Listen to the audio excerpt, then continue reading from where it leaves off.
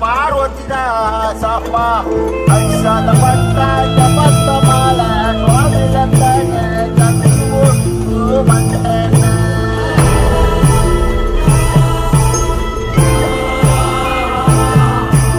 ಕುಟಾಲ ಬಾಂಡ್ಯಾಲ ಮಂತ್ರ ತುಳುನಾಡು ದೇವರಿಗೆ ರಥೋತ್ಸವ ಅಂಚಿನ ನಾಗಮಂಡಲ ದೀವಲಿಗೆ ಮರಿದೀದು ಬಲಲಿ ಕಟ್ಟದು ನೇಮೋತ್ಸವ ಮಂತ್ರ ಅಂತ ಮಂತ್ರ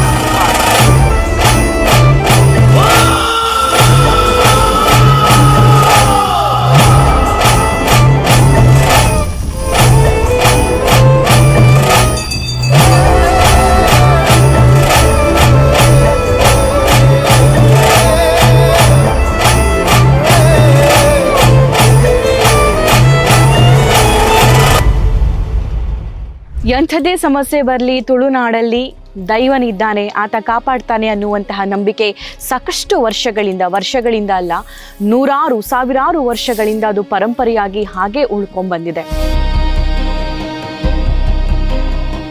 ಒಂದು ಸಿನಿಮಾ ನೋಡಿದ ನಂತರ ನಿಜವಾಗಿಯೂ ದೈವಾರಾಧನೆ ಮಾಡುವವರ ಬದುಕು ಹೇಗಿರುತ್ತೆ, ದೈವ ನರ್ತಕರು ಹೇಗಿರ್ತಾರೆ, ಏನೆಲ್ಲ ಸಂಪ್ರದಾಯವನ್ನು ಅವರು ಪಾಲಿಸ್ಕೊಂಡು ಬರ್ತಾರೆ, ಅವರ ಬದುಕು ಹೇಗಿರುತ್ತೆ, ಬದುಕುವ ಶೈಲಿ ಹೇಗಿರುತ್ತೆ, ಮತ್ತು ಕೋಲ ನಡೆಯುವಂತಹ ಸಂದರ್ಭದಲ್ಲಿ ಅವರು ಯಾವೆಲ್ಲ ಆಚರಣೆಗಳನ್ನು ಮಾಡ್ತಾರೆ ಅಂತ ನಿಮಗೆ ತಿಳಿಸ್ಕೊಡೋದಕ್ಕೆ ನಿಮ್ಮ ಜೊತೆಗೆ ನಾನು ಅದನ್ನು ತುಂಬ ಹತ್ತಿರದಿಂದ ಅರಿಯೋದಕ್ಕೆ ಬಂದಿದ್ದೀನಿ.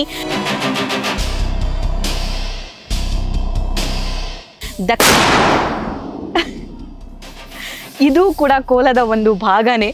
ಸೊ ಇಲ್ಲಿ ಬೇರೆ ಬೇರೆ ಪದ್ಧತಿಗಳು ನಡೀತಾ ಇದೆ. ಭಂಡಾರ ಸೇವೆ ಆಯಿತು, ಅದಾದ ನಂತರ ಮತ್ತೊಂದು ಸೇವೆ ಅಲ್ಲಿ ನಡೀತಾ ಇದೆ. ಹಾಗಾಗಿ ಇಲ್ಲಿ ಪಟಾಕಿ ಸಿಡಿಸೋದು ಆಗಿರಬಹುದು ಅಥವಾ ತೋಪು ಹಾರಿಸೋದಾಗಿರಬಹುದು, ಇದು ಒಂದು ರೀತಿಯ ಪದ್ಧತಿ. ಸೊ ನನ್ನ ಜೊತೆಗಿರುವವ್ರನ್ನ ನಾನು ನಿಮಗೆ ಪರಿಚಯ ಮಾಡಿ ಕೊಡಲೇಬೇಕು, ಯಾಕಂದರೆ ತುಂಬ ಜನ ಕಾತರರಾಗಿದ್ದೀರಿ, ವೇಟ್ ಮಾಡ್ತಿದ್ದೀರಿ. ಇವರೇ ಜನಾರ್ದನ ಗುಡೋಳಿ, ಜಿಲ್ಲಾ ಅಧ್ಯಕ್ಷರು, ದೈವಾರಾಧನೆ ಸಮಿತಿ, ಪಾನರಯಾನಿ ನಲಿಕೆ ಸಮಾಜ ಸೇವಾ ಸಂಘ, ದಕ್ಷಿಣ ಕನ್ನಡ. ಸೊ ದೈವ ನರ್ತಕರನ್ನ ತೆರೆ ಮೇಲೆ ನೀವೆಲ್ಲರೂ ಕೂಡ ನೋಡಿದ್ದೀರಿ, ಆದರೆ ಇವತ್ತು ನನ್ನ ಜೊತೆ ಇವರು ಕುತ್ಕೊಂಡಿದ್ದಾರೆ. ನಾನು ಇಲ್ಲಿ ಕುತ್ಕೊಂಡಿದ್ದೀನಿ. ಇನ್ನು ಸ್ವಲ್ಪ ಹೊತ್ತಾದ ನಂತರ ಅವರ ರೂಪವನ್ನು ನಿಮಗೆ ತೋರಿಸುವಂತಹ ಕೆಲಸನೂ ಕೂಡ ನಾನು ಮಾಡ್ತೀನಿ.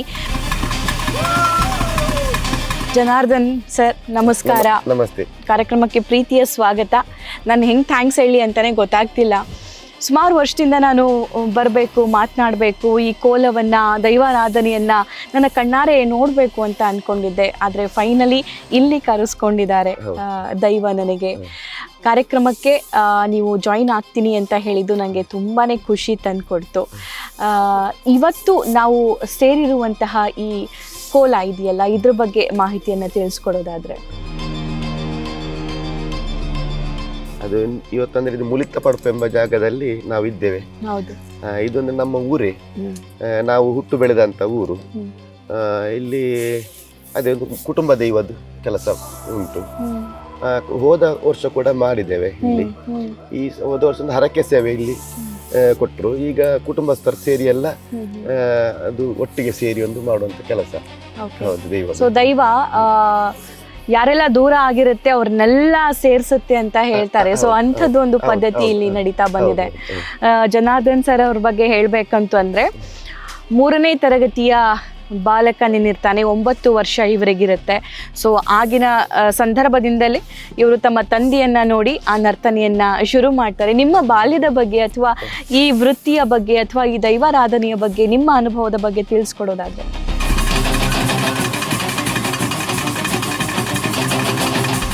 ಅದೇ ನಾವಂದ್ರೆ ವಂಶ ಪರಂಪರೆ ಮಾಡುವಂತ ಕೆಲಸ ಇದು. ತಂದೆಯಿಂದ ಮಕ್ಕಳು ಕಲಿಯುತ್ತಾರೆ. ಹಾಗೆ ನನ್ನ ಪಪ್ಪ ಬುಗ್ರನಲಿಕೆ ಅಂತ ಹೇಳಿ, ಮತ್ತೆ ನಾವು 3 ಅಣ್ಣ ತಮ್ಮಂದಿರು. ನನಗೆ 2 ಅಣ್ಣ ಅಂದಿರಿದ್ದಾರೆ. ಅವರು ಕೂಡ ದೈವದ ಕೆಲಸ ಮಾಡುದು. ಪಪ್ಪ ಅಂದ್ರೆ ಇಲ್ಲಿ ನಮ್ಮ ಗ್ರಾಮ ದೇವದ ಚಾಕರಿ ಮಾಡುವಂತವರು, ಈಗ ತೀರೋಗಿದ್ದಾರೆ. ಅವರ ಪಪ್ಪ ಕರಿಯ ನಲ್ಕೆ ಅಂತೇಳಿ, ಅವರ ಪಪ್ಪ ಕರ್ತ ನಲ್ಕೆ ಅಂತೇಳಿ, ಅವರ ಪಪ್ಪ ಕೊರಗು ನಲ್ಕೆ ಅಂತೇಳಿ. ಹೀಗೆ 4 ತಲೆಮಾರಿನಿಂದ ಈಚೆಗೆ ಅಂದ್ರೆ ಬ್ರಿಟಿಷ್ ಕಾಲದಿಂದ ಮುಂಚೆ ನಾವು ಇಲ್ಲಿ ಗ್ರಾಮ ದೇವದ ಚಾಕರಿ ಮಾಡ್ತಾ ಬರ್ತಾ ಇದ್ದೇವೆ. ಇಲ್ಲಿಗೆ ನಮಗೆ ಪ್ರಧಾನ ದೈವ ಅಂದ್ರೆ ಗ್ರಾಮ ದೈವ ಗುಡ್ಡ ಚಾಮುಂಡಿ ಅಂತೇಳಿ, ವಿಷ್ಣುಮೂರ್ತಿ ದೇವರು ಗ್ರಾಮಕ್ಕೆ, ಗುಡ್ಡ ಚಾಮುಂಡಿ ದೈವ ಅಂತೇಳಿ. ಅದರ ವಂಶ ಪರಂಪರೆ ಚಾಕರಿ ಮಾಡ್ಕೊಂಡು ಬರುವಂತವರು ನಾವು. ಅಂದ್ರೆ ಅದು 3 ಗ್ರಾಮಕ್ಕೆ ಒಂದು ದೈವ. ಮಾನಿ, ಪೆರಾಜೆ ಮತ್ತೆ ಅರೆಬೆಟ್ಟು ಎಂಬ 3 ಗ್ರಾಮಕ್ಕೆ ಒಂದು ದೈವ, ಒಂದು ದೇವಸ್ಥಾನ, ವಿಷ್ಣುಮೂರ್ತಿ ದೇವಸ್ಥಾನ ಇಲ್ಲಿ ಪಕ್ಕದಲ್ಲಿ ಉಂಟು. ಬಾಲ್ಯದಿಂದಲೇ ನಾವು ಅಂದ್ರೆ ಗುಡ್ಡ ಚಾಮುಂಡಿ ದೈವ ಆದ ನಂತರ ಅರದೆರೆ ಪಂಜುಲಿ ಅಂತ ದೈವ ಆಗ್ಲಿಕ್ಕೆ ಉಂಟು, ಒಬ್ಬರೇ ಕಟ್ಟುವುದು. ಆ ಅರದೆರೆ ಪಂಜುಲಿ ದೈವಕ್ಕೆ ಜೊತೆಯಲ್ಲಿ ಒಂದು ಭಾವನ ಅಂತ ದೈವ ಆಗ್ಲಿಕ್ಕೆ ಉಂಟು, ಸಣ್ಣ ಮಕ್ಕಳಿಗೆ ಕಟ್ಲಿಕ್ಕೆ.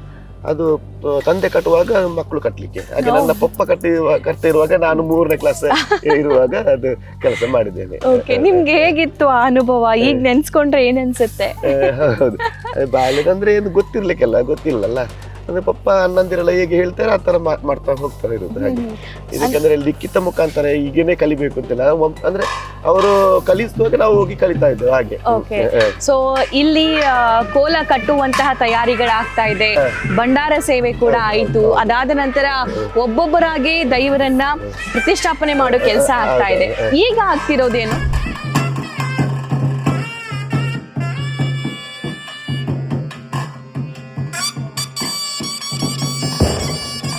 ಈಗ ಜಾಗದ ಕಲ್ಲುಟ್ಟಿ ಮತ್ತು ಗುಳಿಗದ ಭಂಡಾರ ತೆಗೆದು ಅದು ಕೊಡ್ನಾಡು ಅಂತ ಕೇಳುದು, ಕೊಡ್ನಾಡು ಅಂತ ಕೊಡ್ನಾಗೆ ಏರಿಸಿ ಆಯ್ತು. ಇನ್ನು ಅಲ್ಲಿ ಸಾನದಲ್ಲಿ ಇರುವಂತ ಸಾನ ಮತ್ತು ಚಾವಡಿ 2 ಉಂಟು.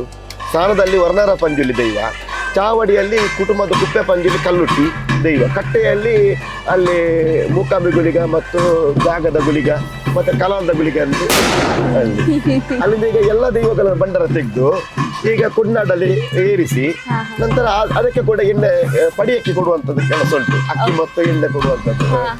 ಮತ್ತೆ ಪಡಿಯಕ್ಕೆ ಕೊಟ್ಟಾದ ನಂತರ ಪಡಿಯಕ್ಕೆ ಹಿಡಿದವರು ಫಲಾಹಾರ ಮಾಡಿ ಸ್ನಾನ ಮಾಡಿ ಬಂದು ಮತ್ತೆ ಅರ್ಧನ ಹಾಕ್ಲಿಕ್ಕೆ ಮೇಕಪ್ ತಯಾರು ಮಾಡ್ಲಿಕ್ಕೆ ಕೂರ್ತಾರೆ. ಒಂದಾದ ನಂತರ ಒಂದು ಆಗ್ತಾನೆ ಇರುತ್ತೆ. ಅಂದ್ರೆ ಅಧಿಕೃತವಾಗಿ ಎಷ್ಟು ಗಂಟೆಯಿಂದ ಶುರುವಾಗುತ್ತೆ? ಈಗ 6 ಗಂಟೆ 6:30ಗೆ ಅದು ಜಾಗದ್ದು ಕಲ್ಲುಟ್ಟಿ ಮತ್ತು ಗುಳಿಗ ದೈವ ಪ್ರಾರಂಭ ಆಗ್ತದೆ. ಮತ್ತೆ ಅದು ಮುಗಿದ ನಂತರ 9 ಗಂಟೆ ಆಗುವಾಗ ಅದು ಮೂಕಾಂಬಿ ಗುಳಿಗ ಶುರು ಆಗ್ತದೆ. 9 ಗಂಟೆ ಆಗುವಾಗ ಊಟ ಕೊಡ್ತಾರೆ. ಊಟ ಆದ ನಂತರ ಮೂಕಾಂಬಿ ಗುಳಿಗ ದೈವ ಅದು ಶುರು ಆಗ್ತದೆ.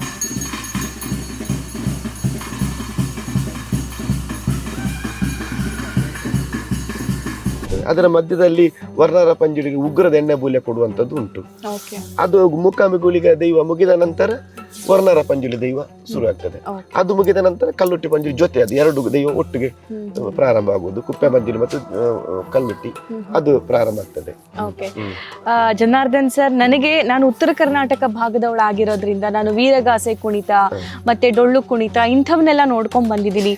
ಆಕ್ಚುಲಿ ದೈವಾರಾಧನೆ ಅಂದ್ರೆ ಏನು ಅಂತ ತಿಳ್ಕೋಬೇಕು ಅನ್ನೋದು ನನಗೆ ತುಂಬಾ ಆಸೆ. ಈ ದೈವಾರಾಧನೆ ಹೇಗ್ ಶುರುವಾಯ್ತು, ಯಾವಾಗ ಶುರುವಾಯ್ತು, ಯಾಕೆ ಆರಾಧಿಸ್ತೀರಿ, ಯಾಕೆ ಮಾಡ್ತೀರಿ? ದೈವಾರಾಧನೆ ಅಂದ್ರೆ ನಮ್ಮ ತುಳುನಾಡಿನಿಂದ ಅದು ನಮ್ಮ ಕುಪ್ಪೆ ಪಂಜುಲಿ ಎಂಬ ದೈವದೊಂದು ಚರಿತ್ರೆಯಲ್ಲಿ ಬರ್ತದೆ. ಭೂಮಿ ಸೃಷ್ಟಿ ಆಗುವಾಗನೇ ದೈವಾರಾಧನೆ ಉಂಟು ಅಂತ ಹೇಳಿ ಅದು ನಮ್ಮ ಪಾರ್ದನ ಸಂಧಿ ಪಾರ್ದನಲ್ಲಿ ಬರ್ತದೆ. ಇತ್ತೀಚೆಗೆ ಅಂದ್ರೆ ಮುಂಚೆ ಕೂಡ ಇತ್ತು ದೈವಾರಾಧನೆ, ರಾಜರ ಕಾಲದಲ್ಲಿ ಕೂಡ ಇತ್ತು.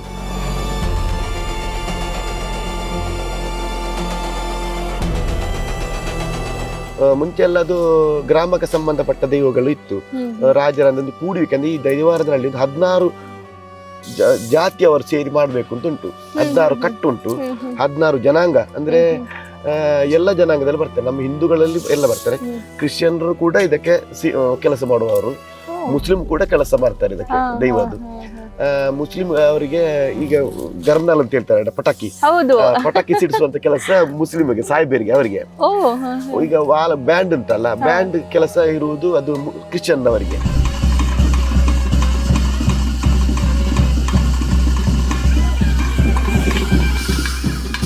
ಅವರು ಕೂಡ ಇಲ್ಲೂ ಕೂಡ ಸಾಮರಸ್ಯ. ಹೌದು. ಮತ್ತೆ ಎಲ್ಲ ಜಾತಿನವರಿಗೆ ಕೂಡ ಕೆಲಸ ಉಂಟು. ಈಗ ಮೂಲ್ಯಾದಿಗೆ ಮಾಡುವಂತದ್ದು ಉಂಟು ಮೂಲ್ಯ ಅವರಿಗೆ. ಮತ್ತೆ ನಾಯಕ ಜನಾಂಗದವರಿಗೆ ಇದು ಅನ್ನ ಬೇಯಿಸುವಂತ ಕೆಲಸ ಉಂಟು, ನೈವೇದ್ಯ ಮಾಡುವಂಥದ್ದು.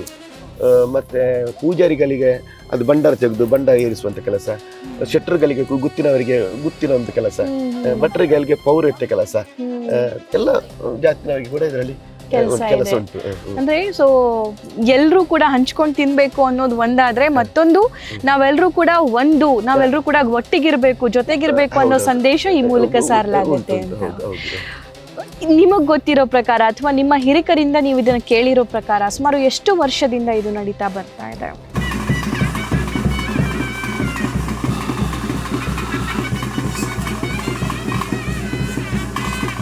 ಸುಮಾರು ಒಂದು 500 ವರ್ಷದಿಂದ ಹೇಳ್ಬೋದು, ಅಂದ್ರೆ ಅಂದಾಜು. ದೈವ ಭೂಮಿ ಸೃಷ್ಟಿ ಆಗುವಾಗ ದೈವ ಉಂಟು. ಒಂದು 500 ವರ್ಷದಿಂದ ಮುಂಚಿನದು ಅದೇ ಗ್ರಾಮಕ್ಕೆ ಸಂಬಂಧಪಟ್ಟ ಹಾಗೆ ದೈವ ಉಂಟು.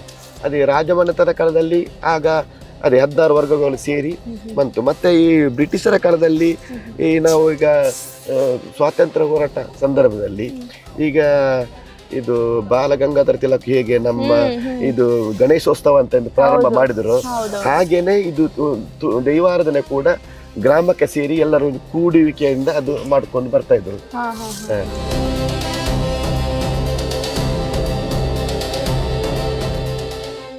ಈಗಂದ್ರೆ ನಮ್ಮ ಭಾರತವು ಮುಂದುವರೆದ ದೇಶ ಆದ ಕಾರಣ ಅದು ಮತ್ತೆ ಗ್ರಾಮದ ಬಿಟ್ಟು ಅಂದ್ರೆ 16 ವರ್ಗಕ್ಕೆ ಸೇರಿ ಸೀಮೆಗೆ ಸಂಬಂಧ, ಗ್ರಾಮದಿಂದ ಸೀಮೆಗೆ ಬಂತು. ಸೀಮೆಯಿಂದ ಈಗ ಗ್ರಾಮ ಸೇರಿ ಮತ್ತೆ ಕುಟುಂಬ ದೈವ ಅಂತ ಬಂತು. ಈಗ ಕುಟುಂಬ ಬಿಟ್ಟು ಮನೆ ದೇವರು ಅನ್ನೋ ತರ ಮಾಡ್ಕೊಂಡು ಬರ್ತಾ ಇದ್ದಾರೆ. ಅಂದ್ರೆ ನಮ್ಗೆ ಸ್ವತಂತ್ರ ಹೋರಾಟದ ಸಂದರ್ಭದಲ್ಲಿ ನಾವೆಲ್ಲರೂ ಒಂದಾಗಿದ್ದೀವಿ ಅನ್ನೋ ಮೆಸೇಜ್ ಸಾರ್ಬೇಕಿತ್ತು. ಸೊ ತುಳುನಾಡಿನ ಮಂದಿ ದೈವಾರಾಧನೆ ಮಾಡೋ ಮೂಲಕ ಅದನ್ನ ಸಾರಿದ್ರು ಅಂತ ಅಂದು. ಓಕೆ, ಸೊ ಈ ತುಳುನಾಡಿಗೂ ದೈವಾರಾಧನೆಗೂ ಬಿಡಿಸಲಾರದ ನಂಟು ಅಂತ ಹೇಳಿ ಕರೀತಾರೆ. ಸೊ ಈ ದೈವಾರಾಧನೆಯಲ್ಲಿರೋ ವಿಧಗಳು ಯಾವ್ಯಾವು? ಇದು ತುಳುನಾಡಿಗೆ ಮತ್ತು ದೈವಾರಾಧನೆ ಅಂದ್ರೆ ರಕ್ತಗತವಾಗಿ ಬಂದದ್ದು. ಹೌದು, ಪರಶುರಾಮನ ನೆಲ ಅಂತ ಇದನ್ನ ಕರಿತೀವಿ. ಶರೀರದಲ್ಲಿ ಹೇಗೆ ರಕ್ತ ಇಲ್ಲದ್ರೆ ಶರೀರ ನಡೆಯುವುದಿಲ್ಲವೋ ಹಾಗೇನೆ ತುಳುನಾಡಿನಲ್ಲಿ ದೈವ ಇಲ್ಲದ್ರೆ ಏನು ಇಲ್ಲ.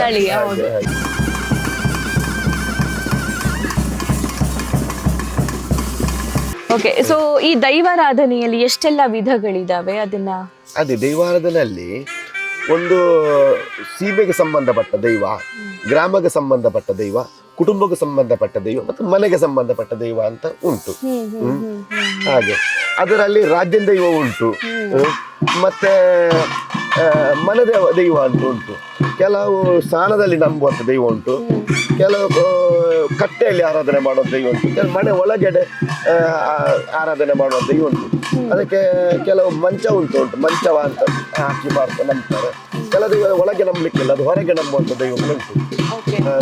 ದೈವದಲ್ಲಿ 1001 ದೈವ ಉಂಟು.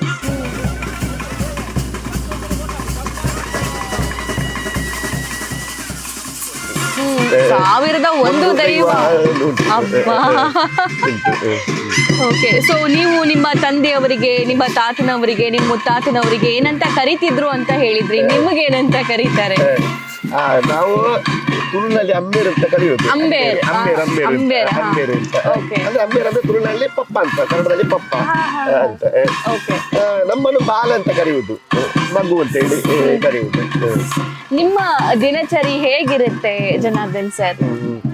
ಈಗ ದೈವಾರಾಧನೆ ಅಂದ್ರೆ ಈಗ ಪರವಾಗಿಲ್ಲ, ಮುಂಚಿನಿಂದ ಸ್ವಲ್ಪ ಎಲ್ಲ ಮಟ್ಟದಲ್ಲಿ ಸುಧಾರಿಸ್ತಾ, ಅಂದ್ರೆ ಎಲ್ಲರಿಗೂ ಗೊತ್ತುಂಟು ದೈವ ಹೇಗೆ ಉಂಟು, ಹೇಗೆ ನಂಬಬೇಕು, ಹೇಗೆ ಆರಾಧನೆ ಮಾಡಬೇಕು ಅಂತೇಳಿ. ನಮಗೆ ವಂಶ ಪರಂಪರೆ ಮಾಡಿದ ಕೆಲಸ ಆದ್ರೆ ಕಾರಣ ನಾವು ಬಿಡುವಾಗಿಲ್ಲ, ಅದನ್ನು ಎಷ್ಟು ಕಷ್ಟ ಬಂದರೂ ಅದು ಮಾಡಬೇಕು.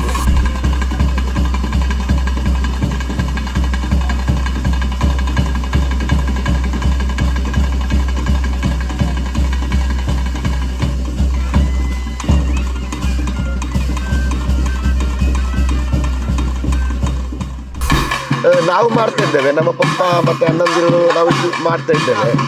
ಅದಕ್ಕೆ ನಮಗೆ ಏನು ಬೇಸರ ಸಂಗತಿ ಏನಂದ್ರೆ ಸರ್ಕಾರದ ಏನದಕ್ಕೆ ಒಂದು ಕೊಡುವುದಿಲ್ಲ. ಡೆಫಿನೆಟ್ಲಿ ನೀವು ಈ ಇಂಟರ್ವ್ಯೂ ಮೂಲಕ ಹೇಳ್ಬಹುದು, ಯಾಕಂದ್ರೆ ಸಾಕಷ್ಟು ಯೋಜನೆಗಳನ್ನ ಸರ್ಕಾರ ತಂದಿದೆ, ಬೇರೆ ಬೇರೆ ಅವರಿಗೂ ಕೂಡ ಮಾಸಿಕ ಇಂತಿಷ್ಟು ಹಣ ಅಂತ ಕೊಡ್ತಾ ಇರೋದನ್ನ ನಾವು ಗಮನಿಸ್ತಾ ಇದ್ದೀವಿ. ಸೊ ಇದು ನಮ್ಮ ಹಕ್ಕು ಕೇಳುವಂಥದ್ದು, ನೀವು ಧಾರಾಳವಾಗಿ ಅದನ್ನ ನೀವು ಕೇಳ್ಕೋಬಹುದು. ರಾತ್ರಿ ನಿದ್ದೆ ಕೆಟ್ಟು ಮಾಡುವಂತ ಕೆಲಸ ಇದೆ. ಹೌದು.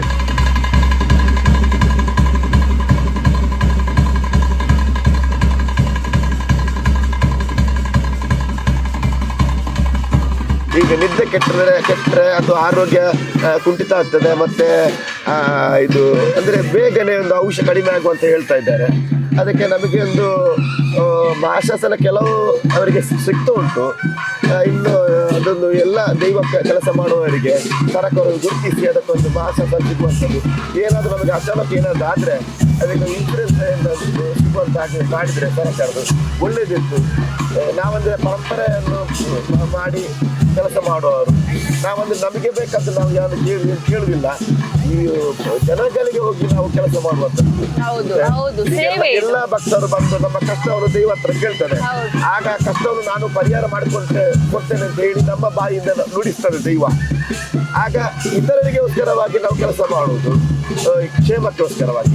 ಹಾಗೆ ನಮ್ಮ ಕಷ್ಟವನ್ನು ನಾವು ಹೇಗೆ ಅದಕ್ಕೆ ಸರ್ಕಾರ ಒಂದು ಇದಕ್ಕೆ ಏನಾದರೂ ಯೋಜನೆ ಮಾಡಿ ನಮಗೊಂದು ಆಧಾರ ಸಾಧನವಾಗಿದ್ದರೆ ಇದು ದೇವರನ್ನು ಕೂಡ ಉಳಿತದೆ, ನಮ್ಮ ಜೀವನಕ್ಕೆ ಕೂಡ ಒಂದು ಒಳ್ಳೆದಾಗ್ತದೆ ಅಂತ ಹೇಳಿ ಅನಿಸಿಕೆ.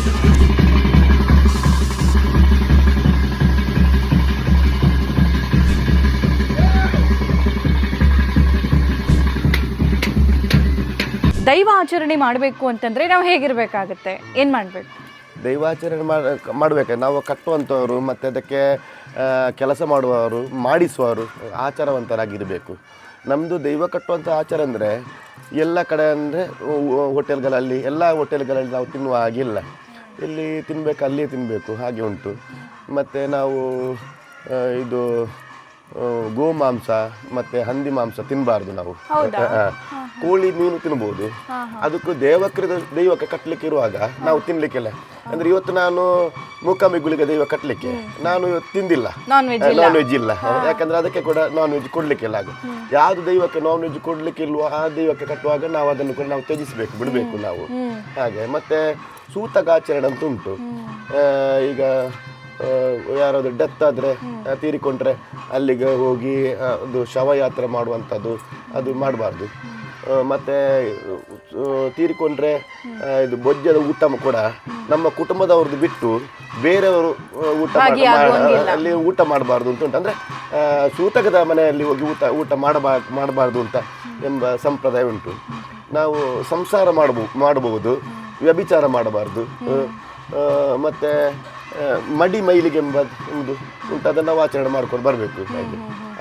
ಅಂದರೆ ಇದು ನೇಮ ಇರುವಾಗ ಮಾತ್ರ ಅಲ್ಲ, ವರ್ಷದ 365 ಎಷ್ಟು ದಿವಸ ಉಂಟು ಆ ದಿವಸ ಪಾಲನೆ ಮಾಡ್ಕೊಂಡು ಬರಬೇಕು. ನಾವು ಎಷ್ಟು ಮಾಡ್ತೇವೆ ದೈವದ ಕೆಲಸ ಅಷ್ಟರೊಳಗೆ ನಾವು ಅದನ್ನು ಪಾಲನೆ ಮಾಡ್ಕೊಂಡು ಬರಬೇಕು. ಓಕೆ, ಸೊ ಇವತ್ತು ಕೋಲ ಇದೆ, ಇಲ್ಲಿ ನಡೀತಾ ಇದೆ. ಸೊ ಬೆಳಗ್ಗೆ ಎಷ್ಟೊತ್ತಿಗೆ ಎದ್ರಿ, ಏನೆಲ್ಲ ಫಲಾಹಾರ ಆಯ್ತು ನಿಮ್ದು, ಹೇಗಿದೆ?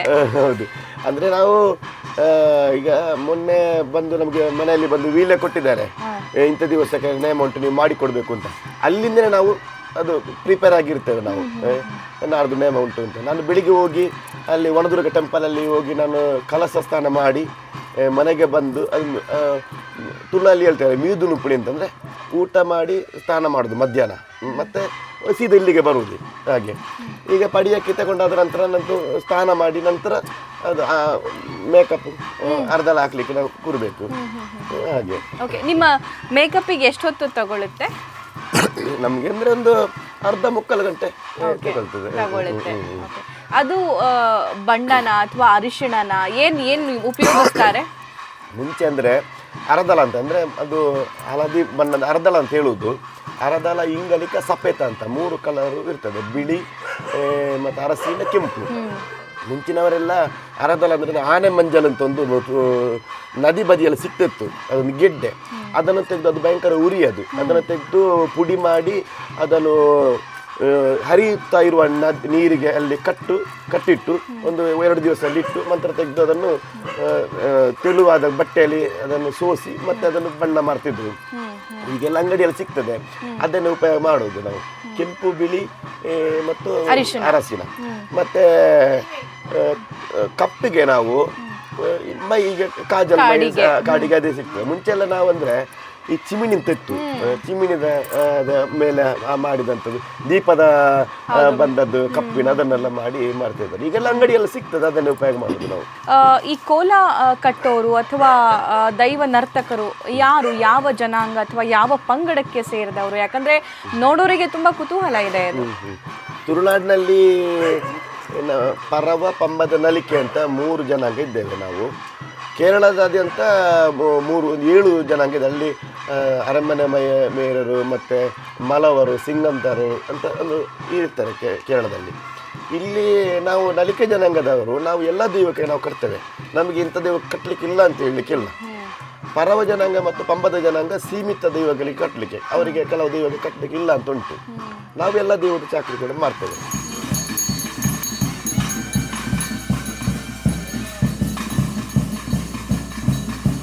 ಸೊ ರೀಸೆಂಟ್ಲಿ ಇಲ್ಲಿ ಅಂದರೆ ತುಳುನಾಡಲ್ಲಿ ಕರಾವಳಿ ಭಾಗದಲ್ಲಿ ಎಲ್ಲರ ಮನೆಯಲ್ಲೂ ದೈವ ಇದೆ, ದೈವ ಆರಾಧನೆ ಎಲ್ಲ ಆಗುತ್ತೆ.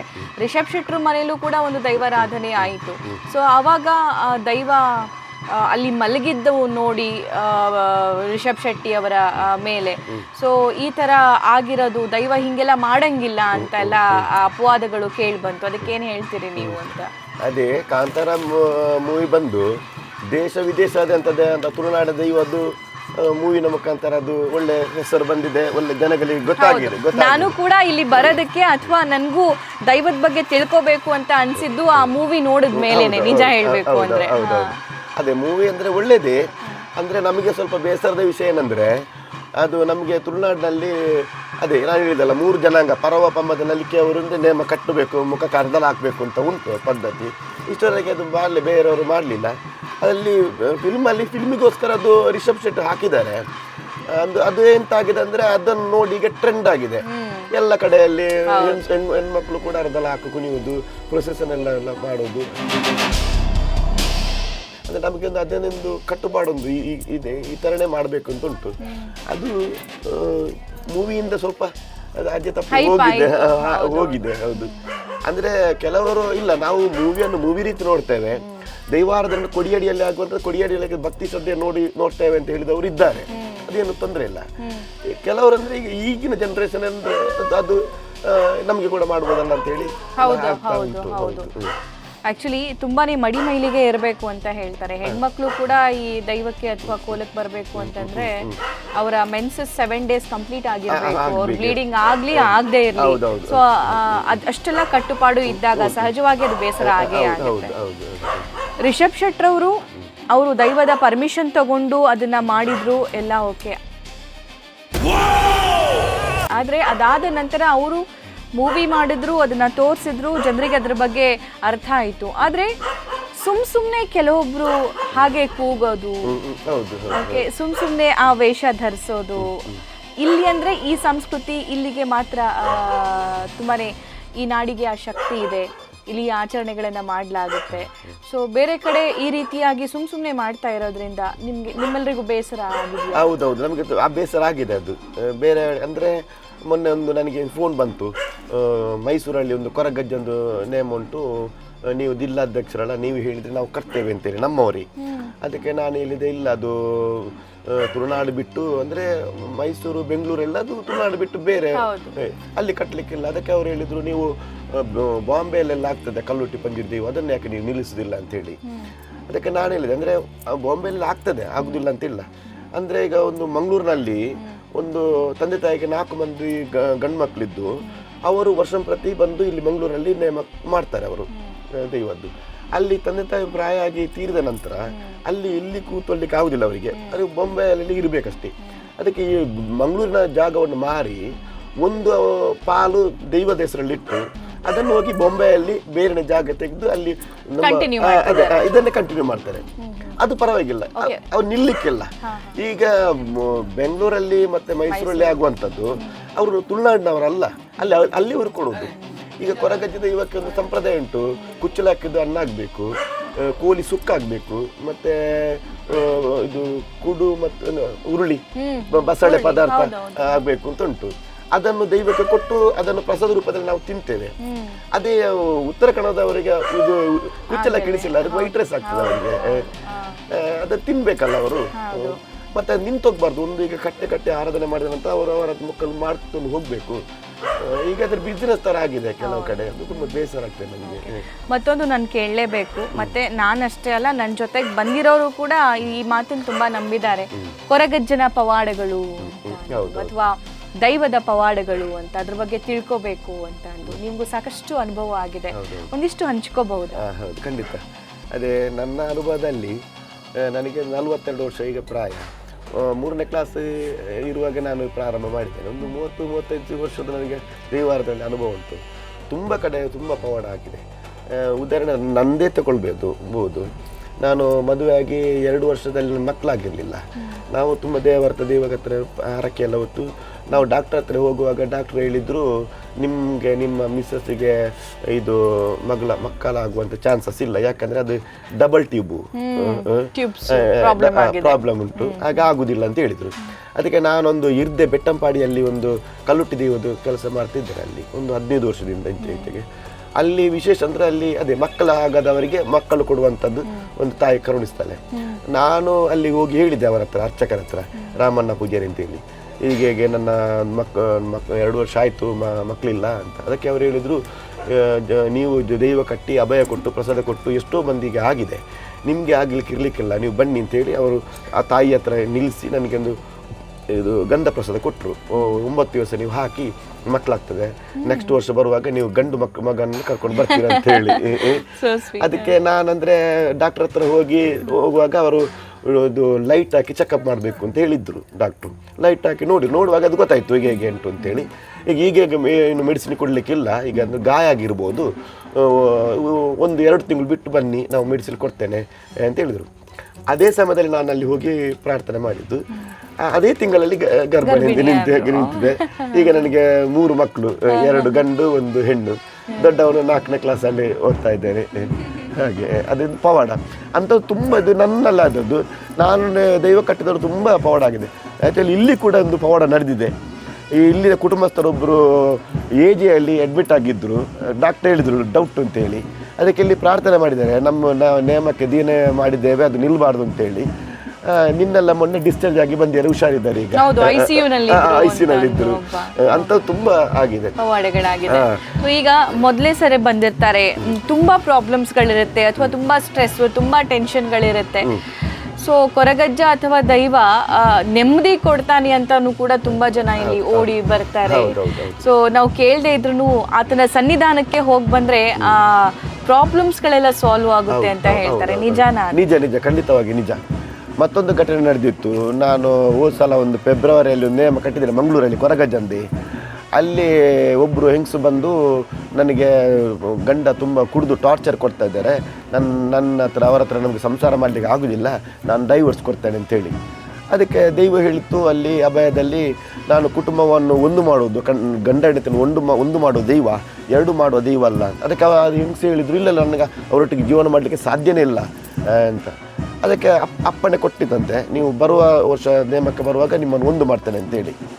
ಹಾಗೆ ಅದು ಹೆಂಗಸು ತಲೆಯಾಗದೆ ಅವರು ಡೈವರ್ಸ್ ಕೊಟ್ಟರು. ಡ್ರೈವರ್ಸ್ ಕೂಡ ಆಯಿತು. ಮತ್ತು ಡೈವರ್ಸ್ ಆದ ನಂತರ ಕುಡಿಯೋದನ್ನು ಬಿಟ್ಟರು. ಇವರು ಗಂಡ ಬಿಟ್ಟು ಹೆಂಡತಿ ಮತ್ತೊಬ್ಬಳು ಮಗಳು ಅವಳನ್ನು ಒಳ್ಳೆ ಚೆನ್ನದಾರಿ ನೋಡಿದರು. ಹೋಸರ ನಾನು ಅಲ್ಲಿಗೆ ನೇಮಕ್ಕೆ ಹೋಗುವಾಗ ಅವರು ಬಂದು ಗುಡಿಸ್ತಾ ಇದ್ದರು. ಅವ್ರು ಹೇಳಿದರು, ನೀವು ಕಲ್ದಾಸ ಹೇಳಿದ್ದು ಅಭಯ ನನಗೆ ನಡೆದು ಹೋಗಿದೆ, ನಾವೀಗ ಒಳ್ಳೆದಾಗಿ ಇದ್ದೇವೆ, ಗಂಡ ಹೆಂಡತಿ ಒಟ್ಟಿಗೆ ಇದ್ದೇವೆ. ಮತ್ತೆ ಅಲ್ಲಿ ಗೂಳಿ ಹಿಡಿದ್ರು, ನಿಮ್ಮನ್ನು ಹೋದ್ಸಲ ನಾನು ಹೇಳಿದ್ದೇನೆ ನಾನು ಸರಿ ಮಾಡ್ತೇನೆ ಅಂತೇಳಿ, ಈಗ ಸರಿ ಮಾಡಿದ್ದೇನೆ ಅಂತ. ಅಂದರೆ ಕಾನೂನು ಪ್ರಕಾರ ಒಮ್ಮೆ ಡೈವರ್ಸ್ ಆದ ನಂತರ ಮದುವೆ ಆಗಬೇಕು ಅಂತ ಕಾನೂನು ಉಂಟು ಅಂತೇಳಿ. ಮತ್ತೆ ಅದು ಸರಿ ಆಯ್ತು, ಈಗ ಒಳ್ಳೆದಾರು ಇದ್ದಾರೆ ಅವರು.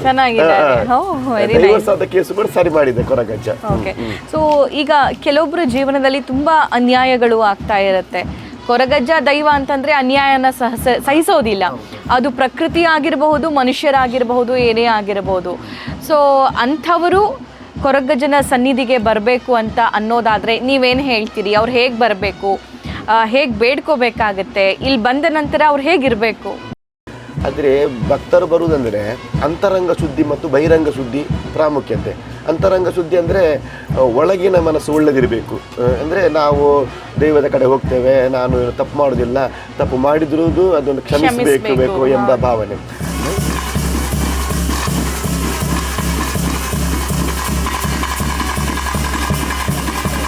ಬಹಿರಂಗ ಶುದ್ಧಿ ಅಂದರೆ ಸ್ನಾನ ಮಾಡಿಕೊಂಡು ಶುಚಿತ್ವವನ್ನು ಕಾಪಾಡಿಕೊಂಡು, ನಮ್ಮದು ಭಾರತೀಯ ಒಂದು ಉಡುಗೆ ತೊಡುಗೆ ಉಂಟು, ಅದನ್ನು ಮಾಡಿಕೊಂಡು ಒಟ್ಟಿಗೆ ಬಂದರೆ ಒಳ್ಳೆಯದು. ಸೊ ಅನ್ಯಾಯನ ಸಹಿಸೋದಿಲ್ಲ ಕೊರಗಜ್ಜ ಅಂತ ಹೇಳ್ತಾರೆ. ಅದು ಕೊರಗಜ್ಜ ಅಂತಲ್ಲ, ಎಲ್ಲ ದೈವವನ್ನು ಅನ್ಯಾಯವನ್ನು ಸಹಿಸುವುದಿಲ್ಲ. ಮತ್ತು ದೈವಾರಾಧನೆಗೆ ಇದರಲ್ಲಿ ಅಂದರೆ ಆಡಂಬರ ಸೇವೆ ಬಯಸುವುದಿಲ್ಲ ದೈವಗಳು. ಸರಳವಾದ ತುಂಬ ಸರಳ ರೂಪದಲ್ಲಿ ಆರಾಧನೆ ಮಾಡುವ ಪ್ರಕ್ರಿಯೆನೇ ಇದು ದೈವಾರಾಧನೆ. ಆಕ್ಚುಲಿ ನನಗೆ ಅದು ಕೇಳಬೇಕು ಅಂತ ಇತ್ತು. ಯಾವುದೋ ಒಂದು ದೇವಸ್ಥಾನ ಅಂತ ಆದರೆ ಅಥವಾ ಯಾವುದೋ ಒಂದು ಮಠ ಅನ್ನೋದಾದರೆ ಸೊ ಅಲ್ಲಿ ಕೋಟಿ ಕೋಟಿ ಹರಿದು ಬಿಡುತ್ತೆ, ತುಂಬ ದೊಡ್ಡದಾಗಿ ದೇವಸ್ಥಾನಗಳು ನಿರ್ಮಾಣ ಆಗುತ್ತೆ. ಈಗಂತೂ ಐಷಾರಾಮಿ ದೇವಸ್ಥಾನಗಳನ್ನು ನಾವು ಗಮನಿಸಿರ್ತೀವಿ. ಪ್ರತಿ ದಿನ ಅಲ್ಲಿ ಲಕ್ಷ ಲಕ್ಷ ಕೋಟಿ ಕೋಟಿ ದೇಣಿಗಳು ಹರಿದು ಬರ್ತಾ ಇರುತ್ತೆ. ಬಟ್ ಈ ಕೊರಗಜ್ಜ ಆಗಿರಬಹುದು ಅಥವಾ ದೈವಕ್ಕೆ ತುಂಬಾ ಪವರ್ ಇದೆ, ತುಂಬ ನಂಬ್ತಾರೆ.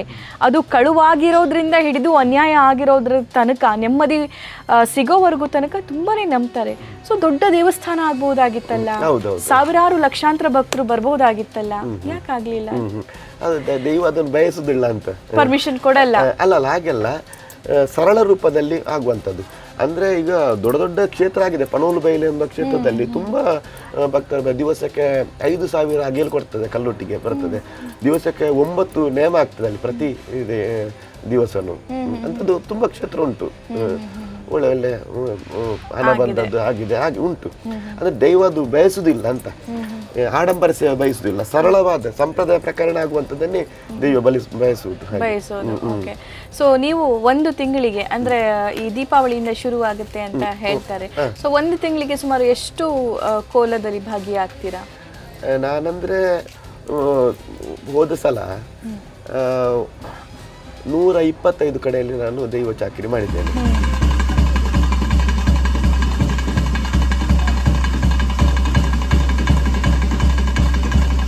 ಹೋದ ವರ್ಷದಲ್ಲಿ ಏಪ್ರಿಲ್ ತಿಂಗಳಲ್ಲಿ 1 ತಾರೀಕಿಂದ 30 ತಾರೀಕಿಂದ ಡೈಲಿ ಇತ್ತು, ದಿನ ಅಲ್ಲ, ಅದು ಸೀಸನ್ ಪ್ರತಿ. ಅಂದರೆ ಈ ಕೊರಗಜ್ಜನಿಗೆ ಮಂತ್ರ ದೇವತೆಗೆ ಕೆಲವು ಕಡೆ ಅಮಾವಾಸ್ಯೆ ದಿವಸದಲ್ಲಿ ಕೂಡ ಮಾಡ್ತಾರೆ, ಮತ್ತು ಭರಣಿ ಕೃತ್ಯಕಲ್ಲಿ ಕೂಡ ಮಾಡ್ತಾರೆ ದೈವ. ನಿಜವಾಗಿ ನಾವು ದೈವ ಇದು ನರ್ತನ ಸೇವು ಅಮಾವಾಸ್ಯೆಯಲ್ಲಿ ಮಾಡಲಿಕ್ಕಿಲ್ಲ ಅಂತ ಉಂಟು. ಅಮಾವಾಸ್ಯೆ ದಿನದಲ್ಲಿ ಮತ್ತು ಭರಣಿ ಕೃತಿಕೆಯಲ್ಲಿ ಮಾಡಬಾರ್ದು ಅಂತ ಉಂಟು. ಕೊರಗಜ್ಜನಿಗೆ ಆಗ್ತದೆ ಹಾಗೆ.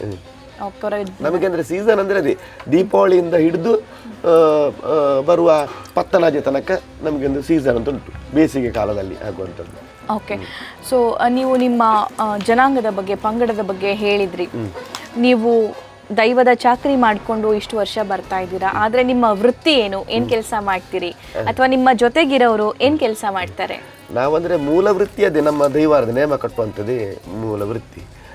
ನಾವಂದರೆ ಇದೆ ಕೆಲವು ಕಡೆಯಲ್ಲಿಗೆ ಕೋಲ ಅಂತ ಹೇಳ್ತಾರೆ, ನಾವು ನೇಮ ಅಂತ ಹೇಳೋದು. ಈ ಕೋಲಕ್ಕೆ ಮತ್ತು ನೇಮಕ್ಕೆ ವ್ಯತ್ಯಾಸ ಉಂಟು. ಕಟ್ಟಲಾಗುವಂಥದ್ದು ಕೋಲ, ನಿಯಮ ಪ್ರಕಾರ ಆಗುವಂಥದ್ದು ನೇಮ. ಪ್ರತಿಯೊಂದು ಹಿಡಿದು 16 ಕಟ್ಟಲೆ ಉಂಟು, ಅದರಲ್ಲಿ 16 ಕಟ್ಟಲೆ ಸಮರ್ಪಕವಾಗುವಂಥದ್ದು ನೇಮ ಅಂತ ಹೇಳಿ. ಇದು ಪನೋಲ್ದ ಬಯಲಿನಲ್ಲಿ ಕೋಲ ಅಂತ ಆಗ್ತದೆ, ಕಟ್ಟಲಾಗುವಂಥದ್ದು ಯಾವುದು ಬೇಕಾದ ಅಗತ್ಯ ಇರುವಂಥ ಆಗುವಂಥದ್ದು ಹಾಗೆ.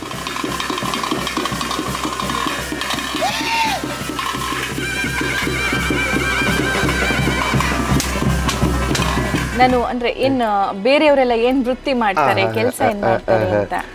ನಾವಂದ್ರೆ ಕೆಲಸ ಇದೆ, ದೈವ ಮೂಲ ವೃತ್ತಿಗೆ ದೈವಾರಾಧನೆ ನೇಮ ಕಟ್ಟುವಂಥದ್ದು. ನಾನು 2nd PUC ತನಕ ಎಜುಕೇಶನ್ ಉಂಟು ನನಗೆ. ನಾನು ಬ್ರಾಂಚ್ ಪೋಸ್ಟ್ ಮಾಸ್ಟರ್ ಆಗಿ ನಮ್ಮ ಊರಲ್ಲಿ ಕೆಲಸ ಮಾಡಿದ್ದೆ, 1 ವರ್ಷ ಮಾಡಿದ್ದೇನೆ. ಮತ್ತು ಧರ್ಮಸ್ಥಳ ಗ್ರಾಮಾಭಿವೃದ್ಧಿ ಯೋಜನೆ ಸೇವಾನಿರತರಾಗಿ 1 ವರ್ಷ ಕೆಲಸ ಮಾಡಿದ್ದೇನೆ. ಈಗಂದರೆ ನಾನು ಆರೋಗ್ಯ ಇಲಾಖೆಯಲ್ಲಿ ಒಂದು ಡ್ರೈವರ್ ಕೆಲಸ ಮಾಡ್ತಿದ್ದೇನೆ, ಹೆಲ್ತ್ ಡಿಪಾರ್ಟ್ಮೆಂಟಲ್ಲಿ ಒಂದು 10 ವರ್ಷದಿಂದ ಕೆಲಸ ಮಾಡ್ತಾ ಇದ್ದೇನೆ. ನೀವು PUC ವರೆಗೂ ಓದಿದ್ದೀರಾ, ಮಾಡ್ತಾ ಇದ್ದೀರಾ. ಆದರೆ ಹಿಂದೆ ವಿದ್ಯಾಭ್ಯಾಸ ಕಮ್ಮಿ ಇತ್ತು, ಆದರೆ ಈಗ ಅದರ ಸಂಖ್ಯೆ, ವಿದ್ಯಾಭ್ಯಾಸ ಮಾಡೋರ ಸಂಖ್ಯೆ ಜಾಸ್ತಿ ಆಗಿದೆಯಾ, ಅಥವಾ ನಿಮಗೆ ಇನ್ನಷ್ಟು ಅನುಕೂಲಗಳು ಬರಬೇಕಾಗಿದ್ದಾವ? ನಿಮಗೆ ಸಮಾಜದಲ್ಲಿ ಪಂಗಡದಲ್ಲಿ ಇದ್ದವರಿಗೆ ಇನ್ನಷ್ಟು ಅವಕಾಶಗಳು ಸಿಗಬೇಕಾಗಿದ್ದಾವ? ಹೌದೌದು. ನಾವಂದರೆ ಮುಂಚೆಲ್ಲ ಶಾಲೆಗೆ ಹೋಗ್ತಿರ್ಲಿಲ್ಲ, ಈಗೆಲ್ಲ ನಾವು ಶಾಲೆಗೆ, ಈಗಿನ ಮಕ್ಕಳು ಶಾಲೆಗೆ ಹೋಗ್ತಾ ಇದ್ದಾರೆ. ಆದ್ರೂ ನಮಗೆ ನಾವು SC ಕ್ಯಾಟಗರಿಯಲ್ಲಿ ಬರ್ತೇವೆ, ಶೆಡ್ಯೂಲ್ಡ್ ಕಾಸ್ಟ್ ನಮ್ಮದು. ಈಗ ಕೆಲವು ಮೀಸಲಾತಿಗಳೆಲ್ಲ ಉಂಟು ಸರ್ಕಾರದ್ದು, ಆದರೆ ಸರ್ಕಾರದ ಮೀಸಲಾತಿಯನ್ನು ಪಡೆಯುವುದರಲ್ಲಿ ನಮಗೆ ಸ್ವಲ್ಪ ಅನಾನುಕೂಲವಾಗುತ್ತದೆ. ಅಂದರೆ ಅದನ್ನು ಸರಿಯಾಗಿ ನಮಗೆ ಸಮರ್ಪಕ ಸಿಗುವುದಿಲ್ಲ ಅಂದರೆ ಎಲ್ಲ ಕಡೆಯಲ್ಲಿ ಅದು ಅಡೆತಡೆ ಬರ್ತದೆ. ನಾವಂದರೆ ಅಷ್ಟು ಅಭಿವೃದ್ಧಿ ಹೊಂದಿದ ಜನಾಂಗ ಅಲ್ಲ ನಾವು. ಈಗ ಸ್ವಲ್ಪ ಅದು ಬರ್ತಾ ಉಂಟು ಅಷ್ಟೇ, ಏನು ಎಜುಕೇಷನ್ ಕಲಿತಾ ಇದ್ದಾರೆ. ಅದೇ ನನ್ನ ಮಗನಿಗೂ ಕೂಡ ಈಗ ಇಂಗ್ಲೀಷ್ ಮೀಡಿಯಮ್ ಹಾಕಿದ್ದೇನೆ ನಾನು. ಅವರಿಗೊಂದು MBBS ಮಾಡಬೇಕು ಅಂತ ಆಸೆ ಉಂಟು ನನಗೆ, ನನ್ನ ಮಗನಿಗೆ. ಒಳ್ಳೆ ಕಲಿತಾ ಇದ್ದಾನೆ ಹಾಗೆ. ಅವ್ರು MBBS ಮಾಡಿ ಒಬ್ಬ ಒಳ್ಳೆ ಡಾಕ್ಟರ್ ಆಗ್ಲಿ, ಒಳ್ಳೆ ಸ್ಪೆಷಲಿಸ್ಟ್ ಆಗ್ಲಿ. ಸೊ ಅವ್ರನ್ನ ನೋಡಿ ಸಮಾಜದ ಉಳಿದವರು ಕೂಡ ಸ್ಫೂರ್ತಿಯಾಗಿ ಸಿಗ್ಲಿ ಅಂತ ನಾನ್ ಅವನು ಭಾವಿಸ್ತೀನಿ. ಕೂಡ ನೇಮ ಕಟ್ತಾನೆ, ನನ್ನ ಮಗ ಕೂಡ ಈಗ 4ನೇ ಕ್ಲಾಸ್, ಅವನು ಕೂಡ ಕಟ್ತಾನೆ. ನಮ್ಮ ಅದೇ ನಾನು ಹೇಳಿದಲ್ಲ, ಅದು ಅರದೆರೆ ಪಂಜಿನ ಜೊತೆಯಲ್ಲಿ ಒಂದು ಭವನ ಅಂತ ದೈವ ಆಗ್ತಾ ಉಂಟು. ಅದು ತಂದೆ ಕಟ್ಟುವಾಗ ಮಗ ಅದನ್ನು ನನ್ನ ಮಗ ಕಟ್ತಾನೆ ಈಗ. ಕಟ್ತಾರೆ. ಓಕೆ. ಸೊ ಈ ದೈವದ ಬಗ್ಗೆ ಕೆಲವೊಬ್ರು ಪ್ರಶ್ನೆಗಳನ್ನ ಮಾಡ್ತಾರೆ ಜನಾರ್ದನ್ ಸರ್. ಅಂದ್ರೆ ನಿಜಕ್ಕೂ ಒಬ್ಬ ವ್ಯಕ್ತಿಗೆ ಅಷ್ಟು ಶಕ್ತಿ ಬರುತ್ತಾ, ಅಥವಾ ಆ ರೀತಿಯ ಆವೇಶ ಆಗಿರಬಹುದು, ಆ ರೀತಿ ಕುಣಿಯೋದಾಗಿರಬಹುದು, ಅಥವಾ ತನ್ನನ್ನು ತಾನು ಹೊಡ್ಕೊಳ್ಳೋದು, ಹಿಂಸಿಸ್ಕೊಳ್ಳೋದು, ಇದೆಲ್ಲ ಆಗುತ್ತಾ, ಸಾಧ್ಯನಾ ಅಂತ ಇವ್ರಿಗೇನು ಹೇಳ್ತೀವಿ? ನೀವು ಇದಕ್ಕೆ ಪ್ರತ್ಯಕ್ಷದರ್ಶಿ ಇವತ್ತು ನೋಡ್ಬೋದು. ಈಗ ಮೂಕಾಂಬಿಗುಳಿಗೆ ಅಂತ ಅದು ಎಲ್ಲ ಕಡೆಲ್ಲ ಆಗುದಿಲ್ಲ, ಅದು ಇಲ್ಲಿ ಆಗ್ತದೆ. ಮತ್ತು ದೇವಸ್ಥಾನಕ್ಕೆ ಸಂಬಂಧಪಟ್ಟು, ಅದು ಗ್ರಾಮಕ್ಕೆ ಸಂಬಂಧಪಟ್ಟು ಎಲ್ಲ ಆಗೋದು. ಇಲ್ಲಿ ಅಂದರೆ ಇಲ್ಲಿ ಮುಳಿತ ಪಡ್ಪೆ ಈ ಮಣ್ಣಿನಲ್ಲಿ ಅದು ಇವರ ಕುಟುಂಬದ ಮುಂಚೆ ಕೇರಳದಲ್ಲಿದ್ದವರು ಆ ಥರ ಕೇರಳದಿಂದ ಬಂದು ಇದು ಇಲ್ಲಿ ಮಾಡ್ತಾ ಉಂಟು. ಈಗ ಅದು ಕಟ್ತಾ ಇರುವಾಗ ಅದಕ್ಕೆ 16 ಸಲ ಬೀಳ್ಬೇಕು. ದಗದಗದನೆ ಉರಿಯುತ್ತಿರುವಂಥ ಬೆಂಕಿಗೆ 16 ಸಲ ಬೀಳ್ಬೇಕು. ಅದನ್ನು ಸಂಧಿ ಪಾಡ್ದ ಹೇಳಿ ಉರಿತಾ ಇರುವಾಗ.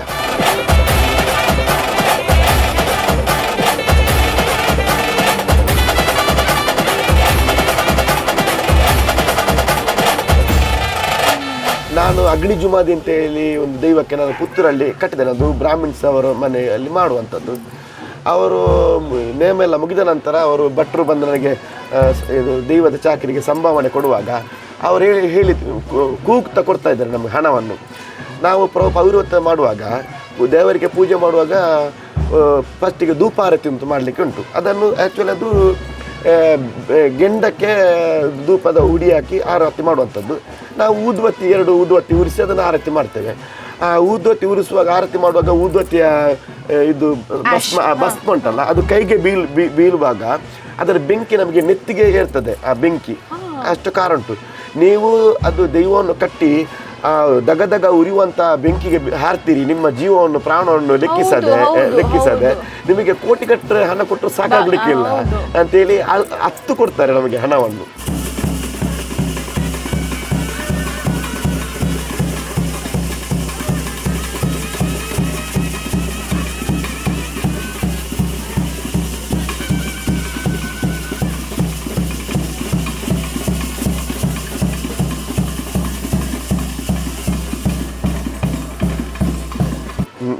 ಇವತ್ತು ನಿಮಗೆ ನೋಡ್ಬೋದು ಅದು ಹಾಗೆ 16. ನೀವು ಆಕ್ಚುಲಿ ನಾನು ಬೇರೆ ತುಂಬಾ ಪ್ರಶ್ನೆಗಳನ್ನ ಮಾಡ್ತೀನಿ ಜನಾರ್ದನ್ ಸರ್, ಬಟ್ ತುಂಬಾ ಕಡಿಮೆ ಸಲ ನನಗೆ ಪ್ರಶ್ನೆಗಳೇ ಬರೋದಿಲ್ಲ. ಅಂತ ಸಿಚುವೇಶನ್ ಅಲ್ಲಿ, ಅಂತ ಸಂದಿಗ್ಧ ಪರಿಸ್ಥಿತಿಯಲ್ಲಿ ನಾನಿವತ್ತು ಸಿಕ್ಕಾಕೊಂಡಿದ್ದೀನಿ ಅಂತ ಅಂದು. ನಿಮಗೆ ತುಂಬಾ ಒಳ್ಳೇದಾಗ್ಲಿ. ನೀವು ನಮಗ್ ಒಳ್ಳೇದ್ ಬಯಸ್ಬೇಕು ಆಕ್ಚುಲಿ.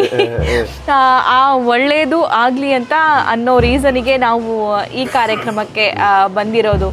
ಸೊ ನಿಮ್ಮ ಅಪೀಲು ಸರ್ಕಾರಕ್ಕಾಗಿರಬಹುದು ಅಥವಾ ಸಮಾಜದ ಮುಖಂಡರಿಗಾಗಿರಬಹುದು ಏನಾದ್ರೂ ಇದೆಯಾ? ಕೇಳೋದಾದ್ರೆ ಇದೆ. ಈ ಟಾಕಿಂಗ್ ಪ್ಯಾರೆಟ್ಸ್ ಕನ್ನಡ ಮೂಲಕ ನೀವು ಮುಕ್ತವಾಗಿ ಕೇಳಬಹುದು. ಅದೇ ನಮ್ಗೆ ಅಂದ್ರೆ ನಾವು ನಮ್ದು ಜಿಲ್ಲಾಧ್ಯಕ್ಷನಾಗಿ ನಾನು TV ಮಾಧ್ಯಮದ ಕೆಲವು ಸಲ ನಾನು ಹೇಳಿದ್ದೇನೆ ಕೂಡ. ನಮ್ಮದು ರಾಜ್ಯ ಸಂಘ ಉಂಟು, ಜಿಲ್ಲಾ ಸಂಘ ಉಂಟು, ಮತ್ತು ವಲಯ ಸಂಘ ಉಂಟು, ಗ್ರಾಮ ಸಂಘ ಉಂಟು ನಮ್ಮದು. ನಾವು ನಮಗೆ ಅಂತ ನಮ್ಮ ಜನಾಂಗಕ್ಕೆ ಏನಾದರೂ ತೊಂದರೆ ಆದಂಥ ಸಂದರ್ಭದಲ್ಲಿ ನಾವು ಸಂಘಟಿತರಾಗಿ ನಾವು ಅದನ್ನು ಪ್ರತಿಭಟನೆ ಮಾಡಿ ಏನಾದರೂ ಮಾಡಿ ನಮಗೆ ಒಂದು ನ್ಯಾಯ ಕೊಡುವಂಥ ಕೆಲಸ ನಾವು ಸಂಘದ ಮುಖಾಂತರ ಮಾಡ್ತಿದ್ದೇವೆ. ಅದಕ್ಕೆ ನಾವು ಈಗ ದೈವಾರಾಧನೆ ಎಂಬುದು ಎಲ್ಲರಿಗೆ ಒಳ್ಳೆಯ ಆಗುವಂಥದ್ದು ಕೆಲಸವನ್ನು ನಾವು ಮಾಡ್ತಿದ್ದೇವೆ. ಅದರಿಂದ ನಮಗೆ ಎಂತಾದರೂ ಕಷ್ಟ ಬಂದಲ್ಲಿ, ಎಂತಾದರೂ ಅನಾನುಕೂಲ ಅಂದರೆ ತೊಂದರೆ ಬಂದಲ್ಲಿ ಅದಕ್ಕೆ ಸರ್ಕಾರವು ಒಂದು ಗಮನ ಹರಿಸಿ ನಮಗೆ ಒಂದು ಪರಿಹಾರ ಎಂತಾದರೂ ಕೊಡಬೇಕು. ಮತ್ತು ನಾವು ಆರ್ಥಿಕವಾಗಿ ತುಂಬ ಹಿಂದುಳಿದ ಜನಾಂಗ, ಅದಕ್ಕೆ ನಮಗೆ ಆರ್ಥಿಕವಾಗಿ ಮುಂದೆ ಹೋಗುವಂಥದ್ದು ಏನಾದರೂ ಸರ್ಕಾರ ಸವಲತ್ತು ಕೊಟ್ಟರೆ ನಾವು ಅದನ್ನು ಪಡ್ಕೊಂಡು ಮುಂದೆ ಹೋಗುವಂಥ ಕೆಲಸ ಮಾಡ್ತಿದ್ದೇವೆ. ಮತ್ತು ಈ ವಾಹಿನಿಯ ಮುಖಾಂತರ ಹೇಳುವುದಂದರೆ ಈ ದೈವಾರಾಧನೆ ಎಂಬುದು ತುಂಬ ವರ್ಷದಿಂದ ಆಗಿಕೊಂಡು ಬಂದಂಥ ದೈವಾರಾಧನೆ. ಇದನ್ನು ಉಳಿಸುವ ಬೆಳೆಸುವಂಥ ಕೆಲಸ ನಾವು ಮಾಡ್ತಿದ್ದೇವೆ.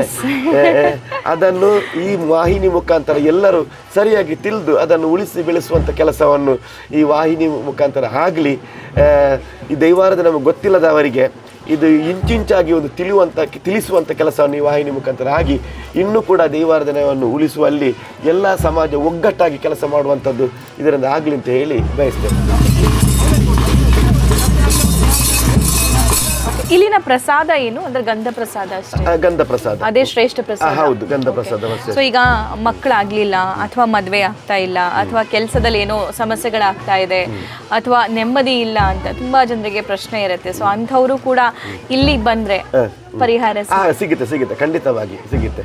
ಅಂದ್ರೆ ಕೆಲವು ಪರಿಹಾರ ಅಂದ್ರೆ ಯಾವುದಾದ್ರೂ ಒಂದು ಕೆಲಸ ಇದ್ದಿರ್ಬೋದು, ಅದಕ್ಕೆ ದೈವ ಹೇಳ್ತದೆ ಇಂಥ ಕೆಲಸ ಮಾಡಿ ಈ ಥರ ಹೋಗಿ ಆಗ್ತದೆ ಅಂತೇಳಿ ಗಂಧ ಪ್ರಸಾದ ಕೊಡ್ತಾರೆ. ಅದನ್ನು ಕರೆಕ್ಟಾಗಿ ಮಾಡಿದರೆ ಅದು ಖಂಡಿತವಾಗಿ ಅದು ಫಲಿಸ್ತದೆ.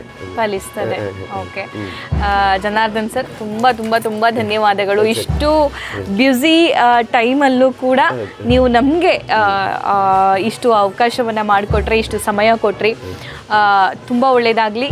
Thank you so much. ನೀವು ಹೇಳ್ದಂಗೆ ಆರ್ಥಿಕವಾಗಿ ಏನು ಹಿಂದುಳಿದಿದ್ದೀರಲ್ಲ, ಸೊ ಮುಂಬರುವಂತಹ ದಿನದಲ್ಲಿ ಅದೆಲ್ಲವೂ ಕೂಡ ಹೋಗಲಾಡಿಸಿ ದೈವಾರಾಧನೆಯನ್ನು ಉತ್ತುಂಗಕ್ಕೆ ತಗೊಂಡು ಹೋಗಿ ಅದರ ಜೊತೆಗೆ ನಿಮ್ಮ ಸಮಾಜ ಆಗಿರಬಹುದು ಅಥವಾ ಪಂಗಡ ಆಗಿರಬಹುದು, ವಿದ್ಯಾಭ್ಯಾಸದಲ್ಲಾಗಿರಬಹುದು ಅಥವಾ ಫೈನಾನ್ಷಿಯಲಿ ಆಗಿರಬಹುದು ಅಥವಾ ಬೇರೆ ಬೇರೆ ಸಾಧನೆ ಮಾಡೋದರಲ್ಲಿ ಆಗಿರಬಹುದು, ತುಂಬಾ ಅತ್ಯುತ್ತಮ ಮಟ್ಟಕ್ಕೆ ಉತ್ತಮ ರಂಗಕ್ಕೆ ತಲುಪಲಿ ಅಂತ ನಾನೂ ಕೂಡ ಮನಸಾರೆ ಆಶಿಸ್ತೀನಿ.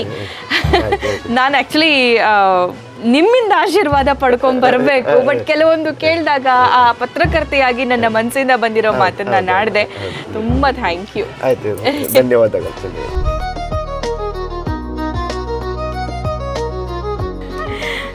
ಥ್ಯಾಂಕ್ ಯು ಗುರುಗಳೇ. ಇದು ನನ್ನ ಆಫೀಸ್ ಕಡೆಯಿಂದ. ಸೊ ಇದು ನಮ್ಮ ಆಫೀಸ್ ಲೋಗೋ, ಇದು ನನ್ನ ಚಾನಲ್ದು, ಇದು ನನ್ನ ಕಂಪನಿ. ಬಂಟ್ವಾಳದ ಮುಲಿತ್ತಪಡ್ಪು ಅನ್ನೋ ಒಂದು ಗ್ರಾಮದಲ್ಲಿ ಈ ದೈವಾರಾಧನೆಯಲ್ಲಿ ನಾನು ಭಾಗಿಯಾಗಿರೋದು ನನಗೆ ಪುಣ್ಯ ಅಂತ ನಾನು ಭಾವಿಸ್ತೀನಿ. ಅದೇ ರೀತಿಯಾಗಿ ದೈವಾರಾಧನೆಯಲ್ಲಿ ಕೇಂದ್ರ ಬಿಂದು ಆಗಿರುವಂತಹ ಜನಾರ್ದನ್ ಸರ್ ಅವರ ಮಾತಾಗಿರಬಹುದು ಅಥವಾ ಅವರು ಮಾಡ್ಕೊಂಡಿರುವಂಥ ಅಪೀಲ್ ಆಗಿರಬಹುದು, ಅವರು ಹಂಚ್ಕೊಂಡಿರುವಂತಹ ಸಂಗತಿಗಳಾಗಿರಬಹುದು, ಎಲ್ಲವೂ ನಿಮ್ಮೆಲ್ಲರಿಗೂ ತುಂಬ ಇಷ್ಟ ಆಗಿದೆ ಅಂತಲೂ ಕೂಡ ನಾನು ಭಾವಿಸ್ತೀನಿ. ನಿಮಗೆ ತುಂಬಾ ಇಂಟ್ರೆಸ್ಟಿಂಗ್ ಪಾರ್ಟ್ ಯಾವುದಾಗಿತ್ತು ಅನ್ನೋದನ್ನು ಕಮೆಂಟ್ ಮಾಡಿ ತಿಳಿಸಿ. ಈ ಹಚ್ಚ ಹಸಿರು ಪ್ರಕೃತಿಯ ಮಧ್ಯೆ ನಾನು ಕೂತ್ಕೊಂಡು ಈ ಥರ ಇಂಟರ್ವ್ಯೂ ಮಾಡ್ತಾ ಇದ್ದೀನಲ್ಲ, ನನಗೆ ನಿಜಕ್ಕೂ ಇದು ಪ್ರಕೃತಿಯ ದೈವದ ಸೌಭಾಗ್ಯ ಅನ್ನೋ ಫೀಲ್ ಆಗ್ತಾ ಇದೆ. ಮತ್ತೊಂದು ವಿಚಾರ ನಾನು ಹಂಚಿಕೊಳ್ಳೇಬೇಕು. ಈ ಇಂಟರ್ವ್ಯೂ ಮಾಡ್ತಾ ಇರುವಂತಹ ಉದ್ದೇಶ ಏನು ಅಂತಂದರೆ, ದೈವಾರಾಧನೆ, ತುಳುನಾಡಿನ ಸಂಸ್ಕೃತಿ ಮತ್ತು ದೈವಾರಾಧನೆಯಲ್ಲಿ ಪಾಲ್ಗೊಳ್ಳುವಂತಹ ಜನ ಆಗಿರಬಹುದು, ದೈವದ ಪರಿಚಾರಕರಾಗಿರಬಹುದು, ದೈವ ಸೇವೆ ಮಾಡೋರಾಗಿರಬಹುದು, ಸೊ ಅವರೆಲ್ಲರ ಬದುಕು ಹೇಗಿರುತ್ತೆ, ದೈವಾರಾಧನೆಯನ್ನು ನಾವು ನೋಡ್ತೀವಿ, ಅದರಿಂದ ಆಚೆ ಇನ್ನೊಂದು ಬದುಕಿರುತ್ತಲ್ವ, ಸೊ ಆ ಬದುಕು ಹೇಗಿದೆ, ಹೇಗೆ ಕಟ್ಕೊಂಡಿದ್ದಾರೆ, ಏನೆಲ್ಲ ಆಗಬೇಕಾಗಿದೆ ಅಂತ ಹೇಳಿ ಒಂದು ಉತ್ತಮ ಉದ್ದೇಶದಿಂದ ಈ ಮನಸಾರೆ ಈ ಒಂದು ಇಂಟರ್ವ್ಯೂ ಮಾಡಿದ್ದೀನಿ. ಇದಕ್ಕೆ ನಿಮ್ಮ ಪ್ರೀತಿ ವಿಶ್ವಾಸ ಖಂಡಿತವಾಗ್ಲೂ ಇರುತ್ತೆ ಅಂತ ಭಾವಿಸ್ತೀನಿ. ನಾನು ಹೋಗ್ಬರೋ ಸಮಯ ಆಯಿತು. ನಮಸ್ಕಾರ.